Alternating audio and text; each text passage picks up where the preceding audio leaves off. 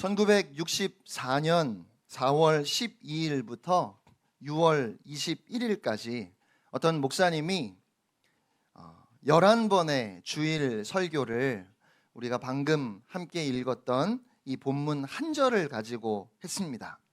그리고 20여 년 후에 그 설교들을 모아서 편집해서 I am not ashamed, 나는 부끄럽지 않습니다 라는 책으로 이 설교집이 출판되었습니다. 그렇게 오늘 본문 한 절을 가지고 11번을 연속해서 설교하신 목사님은 바로 영국의 마틴 로이드 존스 목사님입니다. 웨스트민스터 교회에서 11주 연속으로 오늘 본문을 가지고 설교하셨는데 제가 미국에 있을 때 그 책을 읽었습니다. 영어로 된 책이었는데 어렵게 읽으면서도 많은 감동을 받았습니다.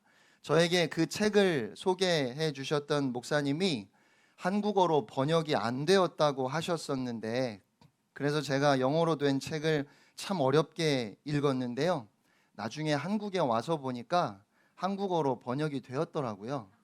네, 얼마나 억울하던지요. 그래서 한국어로 번역된 책을 또 한 번 읽었습니다. 제가 그 책을 읽으면서 많은 감동을 받았고, 언젠가 이 본문을 가지고 나도 설교를 해야 되겠다 하는 생각을 했었는데요.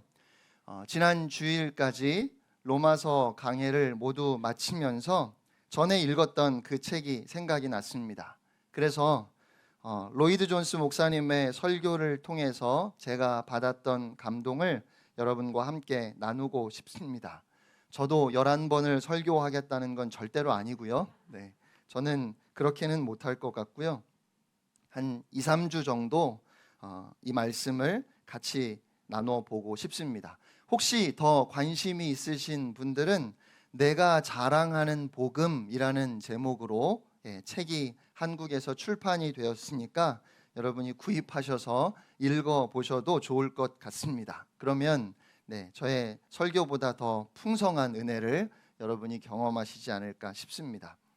어떤 이론을 소개할 때 우선적으로 사람들이 궁금한 것은 그 이론이 얼마나 그럴듯한가 보다는 그 이론이 실제로 되는가 하는 겁니다. 제품도 마찬가지입니다. 아무리 좋은 아이디어를 가지고 또 좋은 재료로 물건을 만들었더라도 그 제품이 구상한 대로 작동하지 않으면 아무 의미가 없지요. 그러니까 어떤 기계든지 이론이든지 그것이 되느냐 안 되느냐가 참 중요하고, 그래서 여러 번 실험을 통해 확인하고 그것이 되면 그때 이론이든 제품이든 사람들에게 소개할 수 있습니다. 그런데 만약에 어떤 제품을 소개하면서 틀림없이 된다고 그렇게 이야기했는데 실제로 되지 않으면 망신입니다. 예를 들어서 누가 여러분에게 진공 청소기를 소개하는 겁니다. 이 진공 청소기의 흡입력이 얼마나 강력한가를 이야기하면서 바둑돌이나 동전도 다 빨아들인다고 이야기를 했습니다. 그러면 이제 시범을 보여야 되겠죠? 그래서 바닥에 바둑돌과 동전들을 깔아놓고 진공 청소기를 갖다 댔는데 막상 그렇게 갖다 대 보니까 이게 못 빨아들이는 겁니다. 빨아들인다고 아주 자신 있게 이야기를 했는데 실제로 그게 되지 않으면 그러면 굉장히 당황스러울 겁니다. 창피하겠죠? 망신입니다. 부끄러움을 견딜 수가 없어요. 그런데 저는 오늘 교회가 혹시 이런 망신을 당하고 있는 것은 아닐까, 그런 생각을 해 보았습니다. 하나님이 나의 기도를 들으시니까 간절하게 구하면 다 된다고 믿는다면, 그래서 망신을 당하거나 부끄러워지는 것은 아닐까 하는 생각이 듭니다. 그런 생각을 하는 것이 믿음이 없는 것이라고 말할지도 모르겠습니다. 제가 참 믿음이 없습니다. 아픈 사람이 있으면 믿음으로 기도하면 다 낫는 건데 왜 안 낫는다고 생각을 하느냐는 말입니다. 하나님께서 틀림없이 고쳐주신다고 믿고 혹시 아픈 분이 계시면 제가 자신 있게 네, 교회로 오세요. 제가 기도해 드리겠습니다. 제가 기도하면 하나님께서 틀림없이 고쳐주십니다. 라고 그렇게 이야기를 하고 간절하게 기도해서 병이 낫도록 해야지요. 그런데 만약에 제가 기도하면 낫는다고 교회로 오라고 하고 그래서 만나서 간절하게 기도를 했는데 그 병이 낫지 않으면 망신 아닌가요? 하나님께서 저의 기도를 들으시니까 여러분이 사업이 힘들어서 혹은 어려운 문제가 있어서 저를 부르시면 그러면 제가 가서 기도하고 그렇게 기도한 후에는 안 되던 사업이 잘 돼야지요. 제가 종종 이런 말을 들을 때가 있습니다. 사업장에 신방을 갔는데 너무 바쁘신 거예요. 아유, 손님이 많네요 라고 제가 이야기를 하니까 조금 전까지 손님이 없었대요. 그런데 목사님이 오니까 손님이 많이 온다고 조금 전까지 안 바빴는데 제가 오니까 바쁘다는 겁니다. 여러분, 제가 그런 사람입니다. 그런 말을 들으면 저는 굉장히 기분이 좋고 진짜 그런가 하는 착각을 하게 되겠지요. 여러분, 사업장에 손님이 없으십니까? 저를 부르십시오. 네, 제가 가서 그냥 앉아 있기만 해도 손님들이 몰려올 겁니다. 저는 제가 자신 있게 이렇게 말할 수 있으면 좋겠다는 생각이 듭니다. 지금까지 제가 가서 개업 예배를 드리고 망한 가게가 없습니다. 진짜 그렇다는 말이 아니라 진짜 그래서 제가 그렇게 이야기할 수 있으면 좋겠다는 말입니다. 그런데 사실이 아니에요. 그렇기 때문에 제가 그렇게 말을 못하지요. 여러분은 하나님 앞에 매달려 부르짖으면 하나님께서 복을 주셔서 모든 일이 다 형통하게 될 것이라고 믿으십니까? 그렇게 되기를 간절히 바라는 마음이 저에게도 있고 또 여러분 모두에게도 있습니다. 하나님이 다 들어주실 것이라는 믿음이 우리에게 있어서 혹시 기도했는데 그렇게 되지 않으면 나에게 문제가 있다, 내가 부족해서 그렇다 생각하고 그래서 또다시 마음을 잡고 기도합니다. 하지만 사실은 그렇게 되는 것이 아니에요. 물론 우리 주위에 믿음으로 기도하니까 되었다고 간증하는 분들이 있습니다. 하지만 그렇게 간증하는 사람은 지극히 소수이고 또 그렇게 간증하는 사람도 사실은 한두 가지 예를 가지고 이야기하는 겁니다. 그런 간증을 들으면 거의 모든 사람들의 마음에 왜 나는 안 될까라는 의문이 생깁니다. 저는 제가 기도하면 여러분의 병이 다 낫는다든지 사업이 어려울 때 제가 가서 기도하면 여러분의 사업이 잘 될 것이라고 자신 있게 말할 수 없습니다. 만약에 그렇게 말한다면 저는 망신을 당할 수밖에 없을 겁니다. 하지만 제가 그렇게 말할 수 없는 것은 그렇게 말을 했다가 제가 창피를 당할까 봐 그런 것이 아니라 제가 그렇게 말하지 않는 이유는 그것이 복음이 아니기 때문에 그렇습니다. 디모데후서는 바울의 생애 마지막 편지입니다. 지금 그는 감옥에 갇혀 있습니다. 일반적으로 바울이 처음 로마로 압송되었을 때에는 그가 자택에 연금되어 있었고 한번 풀려났다가 다시 붙잡혔을 때에는, 그러니까 지금 디모데후서를 쓸 때에는 바울이 지하 감옥에 갇혀 있다가 결국에는 순교한 것으로 보입니다. 그렇게 죽음이 코앞에 온 상황에서 믿음의 아들 디모데에게 편지를 쓰는데 당시에 기독교에 대한 극심한 박해 때문에 많은 사람들이 믿음을 버리고 떠났고 이제 바울마저 죽음을 앞두고 있는 상황에서 디모데는 많이 위축되고 낙심해 있었습니다. 디모데는 그 성품이나 기질상 쉽게 낙담하는 사람이었다고 합니다. 그런 디모데에게 정작 바울이야말로 지금 지하 감옥에 갇혀서 햇빛이 들어오지 않는 곳에서 이제 언제 죽을지 모르는 상황 가운데 있지만, 오히려 그가 디모데를 격려하면서 결코 멈출 수 없는, 절대로 뒤로 물러설 수 없는 예수 그리스도의 생명과 진리의 복음을 그가 증거해야 함을 다시 한번 간절하게 일깨워 주고 있습니다. 그러면서 지금 이렇게 고백하는 겁니다. 아니, 선포하는 것입니다. 이로 말미암아 내가 또 이 고난을 받되 부끄러워하지 아니함은 내가 믿는 자를 내가 알고 또한 내가 의탁한 것을 그날까지 그가 능히 지키실 줄을 확신함이라. 아멘.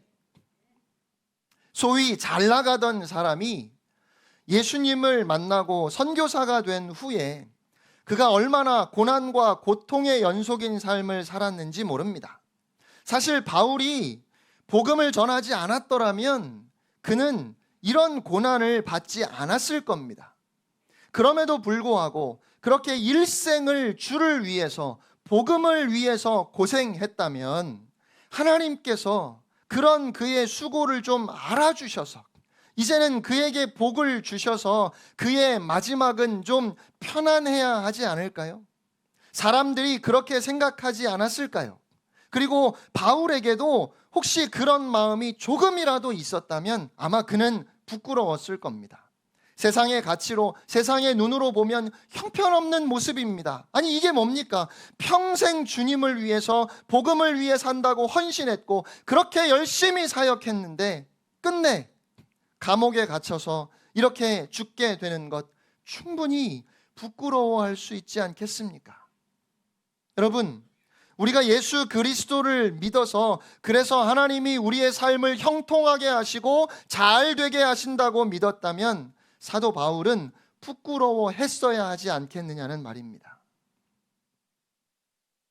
목사가 목회를 하면서 교인들이 점점 늘어나고 1년, 2년 목회하니까 수백 명이 모였고 3년, 5년 목회했더니 1000명이 되었다. 이런 이야기를 들으면 몰라도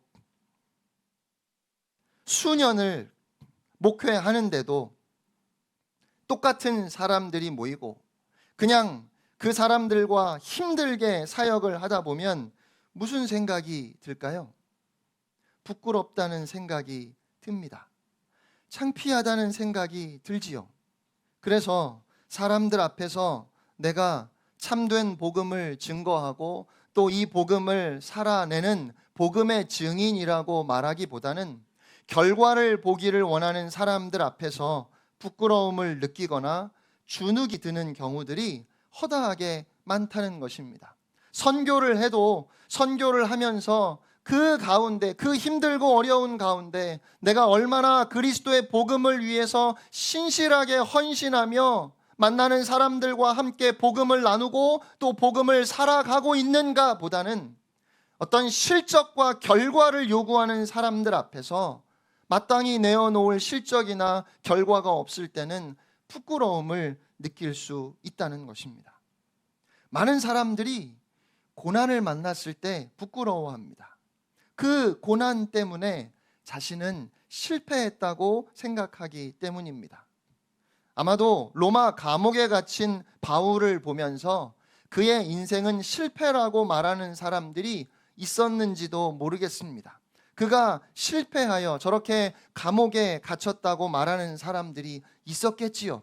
그런데 오늘 바울은 그렇게 감옥에서 초라하게 그 생을 마감하면서도 내가 이 고난을 부끄러워하지 않는다고 그렇게 자신 있게 말하고 있습니다. 바울은 갇힌 자 된 나를 부끄러워하지 말라고 했고 내가 이 고난을 받아도 조금도 부끄러워하지 않는다고 했습니다. 바울은 어떻게 그런 비참한 처지에도 불구하고 부끄러워하지 않는다고 말할 수 있었을까요?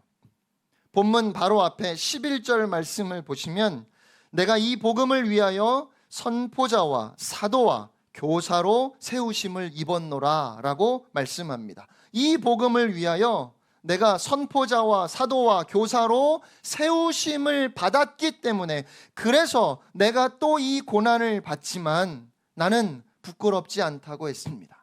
그가 고난을 받는 이유는 바로 복음을 전하고 복음을 가르쳤기 때문이라는 말입니다.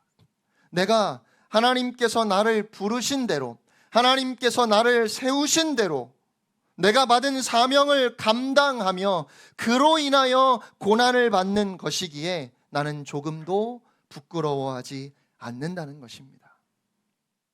저는 이 말씀이 너무 위로가 되었습니다. 저에게는 그래, 내가 정말로 바른 복음을 선포하고 있고 하나님의 말씀을 바르게 가르치고 있다면, 내가 하나님의 원하심을 따라 하나님의 뜻을 드러내고 있다면, 그렇다면 어떠한 고난 앞에서도 부끄러워하지 말아야 할 텐데, 그렇게 생각함에도 불구하고 좀처럼 교회가 성장하지 않거나, 그렇게 생각함에도 불구하고 사람들이 변하지 않거나, 사람들이 전혀 요동하지 않는 것 같을 때, 그렇지 않은 다른 복음을 전하는 것 같은데도 불구하고 저 복음은 복음이 아닌데 거기에 사람들이 흔들리고 또 거기에 많은 사람들이 모여드는 것을 볼 때는 부끄러움을 느끼게 된다는 것입니다. 내가 바른 복음을 전하고 그 복음 때문에 고난을 받는다면 그것을 오히려 기뻐해야 되는데, 그렇지 못한 경우들이 허다하게 많기 때문에 바울이 전하는 주님의 말씀이 저에게는 도전이 되기도 하고 또 위로가 되기도 하는 것 같습니다. 결국 사도 바울이 디모데에게 당부하는 것은 복음을 위해서라면 어떠한 희생도 각오하라는 것입니다. 그리스도인의 삶은 성공과 편안함이 목적이 아닌 오직 복음이 목적이 되어야 한다고 말하고 있습니다. 망할 것 같고 손해볼 것 같고 죽을 것 같아도 복음을 맡은 자들로서 복음에 합당한 삶을 살아내야 하고, 하나님께서 우리를 복음을 위하여 선포자와 사도와 교사로 부르셨으니 그 부르심에 합당한 삶을 살아내야 한다는 것이죠. 마틴 로이드 존스 목사님은 이 부분에 대해서 고난조차도 영광스럽게 생각할 수 있는 비전이 여러분에게 있습니까? 라고 물었습니다. 고난조차도 영광스럽게 생각할 수 있는 비전이 여러분에게 있습니까? 고난을 당하면서도 그 고난으로 인하여 낙심하거나 실망하는 것이 아니라 그 고난 속에서도 기뻐하고 그 고난을 영광스럽게 생각할 수 있는 그 분명한 가치가, 그 꿈이 우리에게 있는가 하는 것입니다. 지치고 힘이 들어도, 손해를 보는 것 같아도, 사람들로부터 억울하게 손가락질을 받는다 할지라도 나의 모든 것을 아낌없이 걸 수 있는 그 비전이 우리에게 있습니까? 우리가 조금 더 편안하고 안락한 삶을 추구한다면 고난받는 것이 부끄러운 일이 됩니다. 하지만 세상과는 다른 삶의 목적을 우리가 가지고 살아가고 있다면, 우리의 궁극적인 삶의 목적이 나를 부르신 하나님의 그 부르심대로, 나를 세우신 그 하나님의 세우심대로 사명을 감당하는 것이라면, 그 부르심을 위해서, 다시 말하면 복음을 위해서 고난을 받는 것이 부끄럽지 않습니다. 고난을 원하는 사람은 없을 겁니다. 어떻게 고난 자체를 기뻐할 수 있겠습니까? 고난 자체를 기뻐하는 사람도 없습니다. 하지만 내가 고난을 받는 한이 있더라도 절대로 포기할 수 없고 내려놓을 수 없는, 고난을 받는 한이 있더라도 끝까지 계속해서 앞으로 가야 하는 그 꿈이, 그 비전이 우리에게 있다면 고난 중에 잠시 근심하지 않을 수 없지만 다시 그 복음의 가치를 마음에 새길 때 크게 기뻐할 수 있고 고난 받는 것이 영광스러울 수 있다는 것입니다.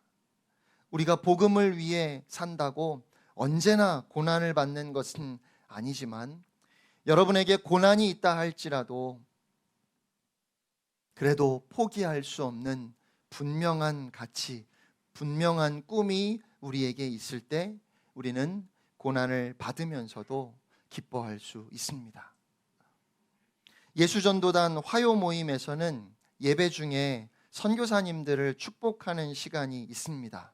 예수전도단을 통해서 많은 선교사님들이 전 세계로 파송되었고 잠시 귀국하신 선교사님들이 그 화요 모임 예배에 오시는 경우가 종종 있습니다. 그리고 꼭 예수전도단에서 파송받은 선교사님이 아니더라도 그 화요 모임에 오신 모든 선교사님들이 자리에서 일어서시면 그곳에 함께한 모든 사람들이 다 함께 선교사님을 향해서 축복하는 찬양을 부릅니다. 그날도 예배를 인도하는 목사님께서 선교사님들을 축복하기 위해서 혹시 오늘 예배에 참석하신 선교사님들이 계시면 잠시 자리에서 일어서 주시기를 부탁드렸습니다. 그렇게 일어선 선교사님들 중에 한 분이 눈에 들어왔습니다. 아주 오래전에 배웠던 한 선교사님인데 결혼도 하지 않고 그의 일생을 바쳐서 복음을 전하다가 정말 오랜만에 수십 년 만에 한국에 귀국하신 여자 선교사님이셨는데 이 목사님이 보기에 그 선교사님의 모습이 너무 초라해 보였고 또 너무 오랜 시간 해외에 나가 계셨기 때문에 사람들에게 잊혀져서 그곳에 있는 사람들 중에 누구도 그 선교사님을 알지 못했고 또 알아주지 않는 것 같아서 마음이 너무 아팠습니다. 그래서 그렇게 선교사님들을 축복하는 시간을 가지면서도 이 목사님의 마음에 하나님을 향한 원망이 나왔습니다. 하나님, 이게 뭡니까? 하나님을 위해서 오직 복음을 위해서 일생을 바쳤는데 저분의 모습이 너무 초라하고 누구도 그 헌신을 알아주지 않는 것 같습니다. 물론 알지요. 우리가 아무리 대단한 희생을 한다 할지라도 감히 하나님께 우리의 헌신에 대해서 어찌 그걸 좀 알아달라 말씀드릴 수 있겠습니까? 인도의 선교사였던 C.T. 스터드의 고백처럼 예수 그리스도가 정말 하나님이시라면 그가 우리를 위해 우리를 구원하시기 위해 십자가에서 죽으신 것이 사실이라면 우리가 주님을 위해서 드리는 어떤 희생도 결코 크다 말할 수 없습니다. 하지만 그럼에도 불구하고 그 선교사님의 모습을 보면서 마음이 아파서 하나님 앞에 솔직하게 그 마음을 쏟아 놓으며 기도를 드렸습니다. 그런데 그때 하나님께서 이 목사님의 마음에 이렇게 말씀하셨답니다. 내가 한다.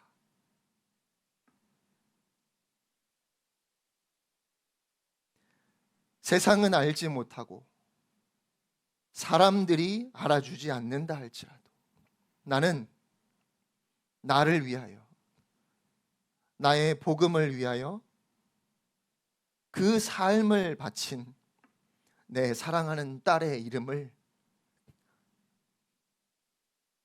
나의 마음에 새겼다.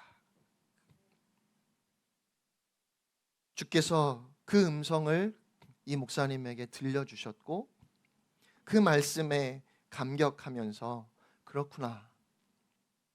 선교사님은 주님의 이름을 열방에 새기기 위해서 전 생애를 바쳤고 주님은 이 선교사님의 이름을 주님의 마음에 새겨주셨구나. 그리고 지금도 여전히 주님을 알지 못하는 사람들이, 주님의 이름을 모른다 하는 사람들이 많기에 우리가 오늘 주님의 이름을 열방에 새겨야 하는구나. 이것을 다시 한번 다짐하면서 그 내용을 그대로 옮겨 지었던 찬양이 세상이 당신을 모른다 하여도 라는 찬양입니다. 세상이 당신을 모른다 하여도 주님이 그의 이름을 주의 마음에 새기셨고, 세상이 주의 이름을 모른다 하기에 나는 오늘도 그 이름을 열방에 새기겠노라고 고백하는 찬양입니다. 짧은 편지 하나를 소개하겠습니다. 아버지, 어머니, 어쩌면 이 편지가 마지막이 될 수도 있습니다. 외국인들을 죽이고 기독교를 증오한다는 소문 때문에 저를 끝까지 말리셨던 어머니의 얼굴이 자꾸 떠오릅니다. 하지만 저는 이곳에 작은 씨앗이 되기로 결심했습니다. 제가 씨앗이 되어 이 땅에 묻히게 되었을 때 아마 하나님의 시간이 되면 조선 땅에는 많은 꽃들이 피고 그들도 여러 나라에서 씨앗이 될 것입니다. 저는 이 땅에 심장을 묻겠습니다. 이것은 조선을 향한 저의 열정이 아니라 바로 하나님의 열정이라는 것을 알게 되었습니다.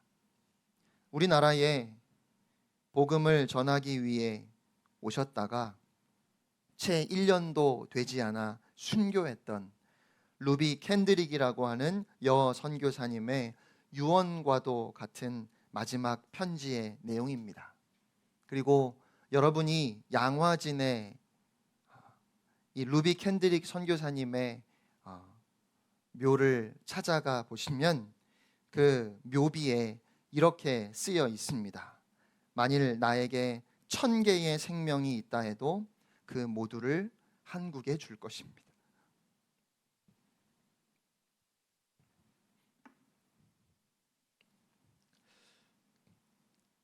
양화진에 있는 외국인 선교사 묘역에는 그렇게 이역만리 낯선 조선 땅에 와서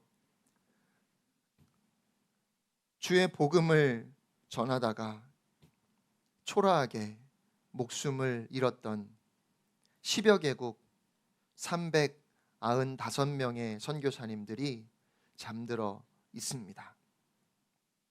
세상의 눈으로 보기에는 한없이 초라한 모습이었지만 저는 이 선교사님들이 조금도 부끄러워하지 않으셨다고 믿습니다.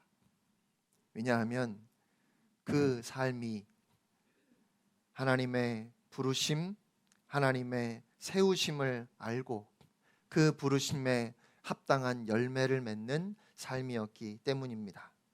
사랑하는 성도 여러분, 예수 그리스도를 나의 구주로 고백하고 영접한 모든 성도들은 다 사명자들입니다. 다 복음의 증인으로 살아가는 사명자라는 것입니다. 우리에게 사명이 있습니다. 이 사실을 분명하게 깨닫고 기억할 때 여러분이 비록 고난의 길을 간다 할지라도, 고통스러운 시간들 가운데 있다 할지라도 부끄러워하지 않을 것입니다. 울며 씨를 뿌리는 자가 기쁨으로 단을 거둘 것입니다. 복음을 위한 고난을 두려워하지 않는 교회, 복음을 위한 고난이 없음을 부끄러워하는 교회가 주님께 칭찬받을 것입니다. 그러므로 사랑하는 성도 여러분, 지금 여러분의 모습이 어떠하든지, 여러분의 상황이 처지가 어떠하든지 결코 부끄러워하지 마시고 오직 하나님의 능력을 따라 복음과 함께 고난을 받으십시오. 그리스도 예수 안에서 우리에게 주신 사명을 붙들고 오늘도 우리 안에 계셔서 우리를 도우시는 성령님의 도우심으로 우리에게 맡겨진 아름다운 사명을 감당하는 여러분이 되시기를 주님의 이름으로 축원합니다. 내가 그리스도인으로서 하나님의 나라를 소망하며 산다는 것은 과연 어떤 의미일까? 한 주간도 그 고민이 우리의 삶을 이끌어가면 좋겠습니다.